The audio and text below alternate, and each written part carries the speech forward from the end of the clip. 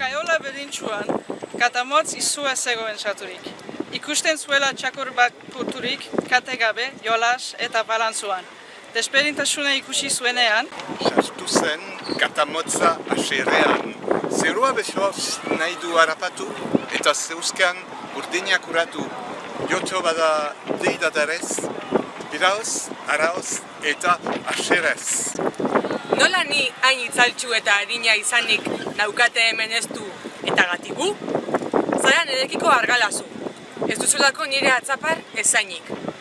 Duzu hala ere aldi gozagarria, ara eta honeko bizitza ibiltaria. Berriz ni atxikabez, burdin artean naukatela beldurrez. Ondo da, dio txakurrak, ez harritu. Egotea zu horrela eta ni askatu. Zara atzapartxu eta odozalea, ni gizon eta etxean gordetzailea. Ez bazina ere alakoa, ezin izan ninteke zu bezain gaiztoa.